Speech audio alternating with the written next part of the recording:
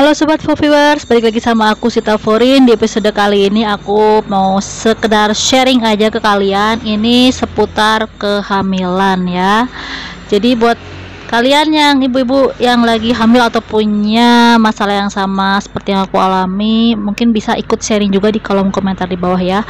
Jadi kali ini aku mau sharing soal masalah plasenta di kehamilan aku yang sempat bikin aku stres.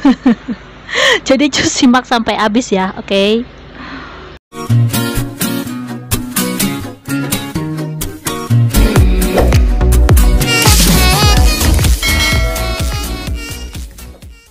Nah, jadi tiap bulan dari awal kehamilan itu aku selalu cek ya ke dokter kandungan, selalu USG gitu tiap bulannya. Dari bulan kedua, ketiga, keempat, kelima itu fine-fine aja. Hasil USG-nya bagus-bagus aja, tapi pas cek di usia kandungan ke 6 bulan itu ya, dokternya bilang kalau ini ada masalah plasenta gitu. Jadi kayak menutupi sebagian jalan lahir si bayi gitu di kandungan aku ya. Nah, di situ aku sempat panik. Gimana ya ini, soalnya aku belum pernah mengalami hal itu gitu. Karena waktu hamil anak pertama yang Akila tuh sama sekali nggak ada masalah apapun, apalagi masalah plasenta tuh nggak ada. Tapi dokternya itu nggak menyebutkan gitu, misalnya saya diagnosanya placenta previa, saya mengalami placenta previa tuh enggak, cuman bilangnya ini ada masalah plasentanya masih di bawah gitu, 6 bulan waktu itu ya. Dokternya menyarankan supaya saya lebih banyak makan makanan yang bergizi, banyakin protein, itu aja sih yang dokter bilang kayak gitu. Ya udah, aku nggak banyak nanya karena aku masih kayak agak bingung apa ya. Pulang dari pas nyampe rumah aku searching Google, masalahnya apa sih kok plasenta menutupi sebagian jalan lahir si bayi nanti gitu. Terus saya cari, ternyata ketemulah yang namanya placenta previa, dan banyak juga yang mengalami hal tersebut gitu. Jadi merasa kayak aku nggak sendiri gitu loh. Awan stres gitu ya, aduh ini masalah placenta previa nih, gimana nih. Aduh, terus aku searching, mungkin aku mengalami placenta previa, tapi aku nggak bilang ke dokter ini aku placenta previa, enggak sih. Aku nggak mau bikin panik, jadinya aku cuma sekedar googling aja, menyimpulkan diri sendiri aja, mungkin aku kena placenta previa gitu. Terus aku langsung lah ya gencar tuh beli bahan-bahan yang mengandung banyak protein seperti daging, telurnya telur omega, terus aku beli kacang edamame, terus aku beli, karena aku kurang suka susu, agak enek ya minum susu, sekarang aku ganti dengan yogurt dan es krim. Terus yang mengandung protein, tahu, tempe kayak gitu. Terus apa lagi ya, pokoknya makanan-makanan bergizi. Waktu awal-awal hamil muda tuh aku tuh kayak agak kurang makan makanan yang bergizi gitu loh. Aku makannya tuh mie instan, terus tapi itu mie instan nggak tiap hari, cuman sekali-kali banget, nggak ini banget kok, cuman kalau pengen aja. Terus jarang makan sayur juga aku gitu, karena emang ya lagi nggak mood makan aja, pengennya makan yang aku mau gitu. Setelah ada masalah dikasih tahu plasenta seperti ini, suruh makan makanan yang baik, yang bener, udah deh itu aku makan mie instan udah dibatasin banget gitu. Mecin juga. Jadi buat kalian yang lagi ibu hamil, tolong jaga makanannya ya, jangan terlalu banyak yang mecin gitu, banyaklah yang bergizi, protein, kalsium kayak gitu ya, karbohidrat, pokoknya bergizi. Terus aku udah gencer tuh makan protein tuh pas kandungan 6 bulan ya.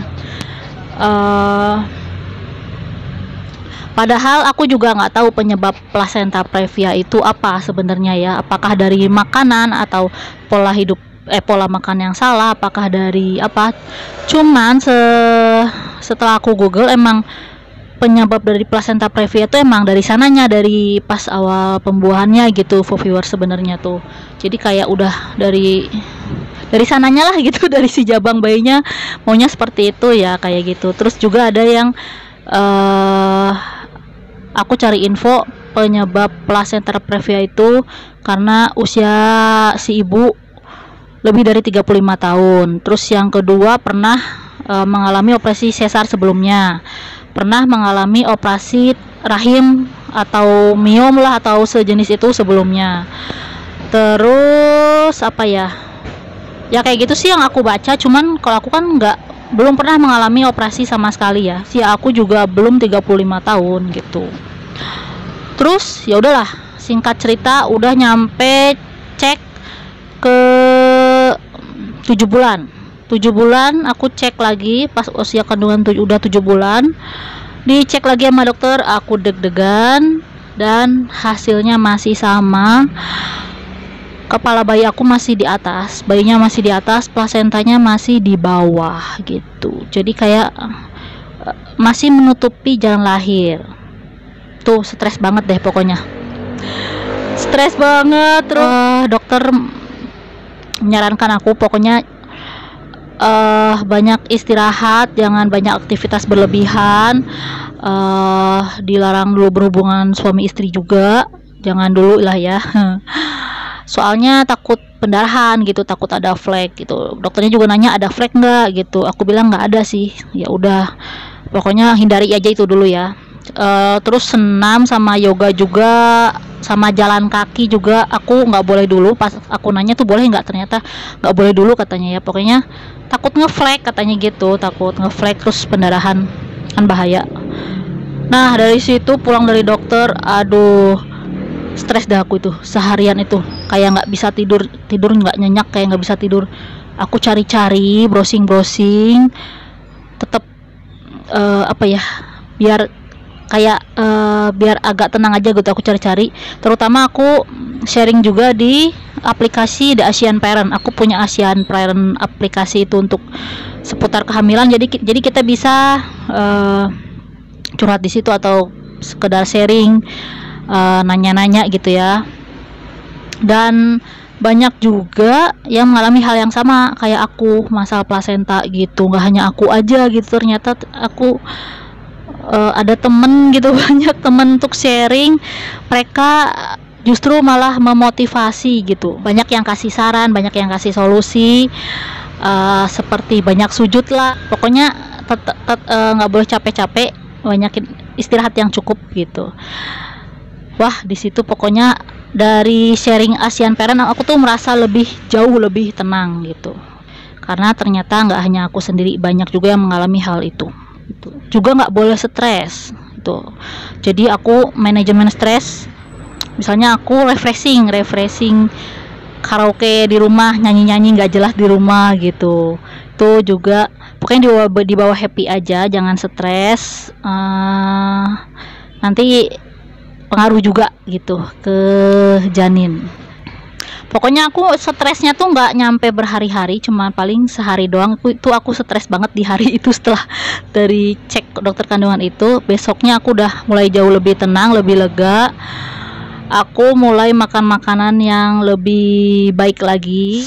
Pokoknya jangan stres, dibawa happy, enjoy aja. Terus aku juga sering mendengarkan murotal Al-Quran gitu, surat-surat Al-Quran. Bagi yang muslim, kalian bisa mungkin coba untuk mendengarkan surat Al-Quran, didengarkan juga ke bayinya. Kalau aku pakai headsetnya aku tempelin ke perut gitu. Jadi aku kemarin-kemarin itu suka dengerin surat Yusuf gitu ya, terus Asmaul Husna, terus yang lain juga boleh. Pokoknya surat Al-Quran juga, sama aku banyak berdoa kalau tiap habis sholat juga berdoa supaya normal lancar gitu persalinannya nanti. Juga ada yang bilang sering kasih afirmasi positif ke dedek bayinya, sering ajak ngomong dedek bayinya. Kalau aku ajak ngomong sih tapi nggak sering banget, paling cuman sesekali aja. Ayo dek bayi ke atas ya apa posisinya supaya nanti normal lahirannya gitu. Tapi nggak sering-sering amat sih aku ngobrol sama dedek bayi asal gimana gitu ya. Tapi itu kalian boleh coba karena itu merupakan salah satu solusi juga uh, yang banyak manfaatnya katanya gitu.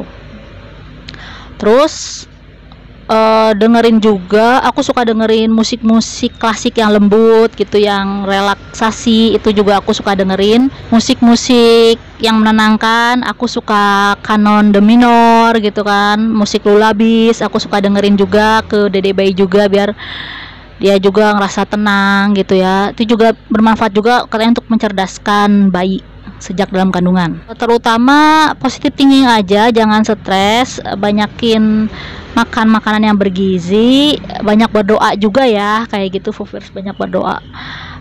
Kadang aku sholat hajat juga gitu ya, sholat hajat minta supaya bisa normal lagi nih keadaan bayi aku gitu ya.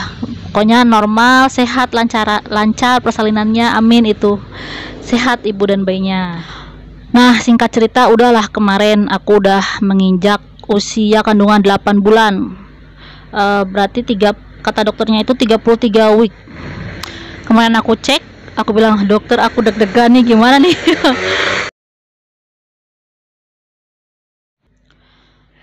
Kemarin cek ke dokter, aku deg-degan dok gitu. Terus dokternya tenang, cukup tenang, menjelaskannya juga cukup detail. Dia awalnya menjelaskan ini matanya, ini tangannya, kepalanya, pipinya, hidungnya gitu.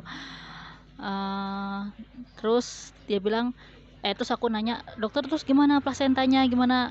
Oh ini udah tuh bayinya udah, kepalanya udah ada di posisi di bawah, plasentanya udah di atas. Alhamdulillahirabbil alamin. Situ aku merasa lega banget, bersyukur banget ya Allah, ternyata doa aku didengar. Dan juga doa-doa dari para sobat viewer semua, makasih banget yang udah doain aku. Terus doa dari mamah papa juga, dari keluarga aku juga selalu ngedoain aku, makasih banget. Doa dari sahabat-sahabat, teman-teman semuanya, pokoknya terima kasih banget ya. Pokoknya makasih banget semuanya yang udah nenangin, yang udah ngedoain dan sempat bilang apapun jalannya, mau sesar mau normal, yang penting sehat ibu dan bayinya gitu. Ya benar, for viewers, buat kalian para ibu-ibu yang lagi hamil dan punya masalah yang sama plasenta, tetap berpikiran positif aja, berdoa terus. Nanti pun kalau jalannya emang harus sesar, itu tetap kita harus semangat ya, mau sesar mau normal tuh sama aja, sama-sama mengeluarkan bayi ya. Yang penting bayinya sehat, ibunya sehat, sehat terus sampai seterusnya, tumbuhan kembangnya kayak gitu for viewers intinya ya. Dan aku juga berharapnya gitu, pengennya lahirannya normal, tapi kan semua keputusan di tangan Allah ya. Aku juga seperti itu for viewers, walaupun nanti jalannya harus sesar, aku tetap harus semangat ya. Pokoknya yang penting banget itu bayinya, ibunya sehat walafiat seterusnya, amin ya robbal alamin. Kayak gitu aja sih for viewers. Aduh, makasih banget yang udah dengerin sharing aku, curhatan aku selama ini ya. Maaf agak panjang videonya. Buat kalian yang ibu-ibu yang lagi hamil, mungkin boleh kasih saran, kasih sharing juga, yang mengalami bisa sharing di kolom komentar. Aku doain kalian semua yang lagi menunggu lahiran ya, nanti lahirannya lancar, sehat semuanya, amin ya robbal alamin. Oke, terima kasih sobat viewers, jangan lupa like video ini, tombol merah jangan sampai lolos alias tombol subscribe, dan nyalakan juga loncengnya supaya kalian gak ketinggalan video aku selanjutnya. Oke, have a nice day, salam beauty and healthy, dadah.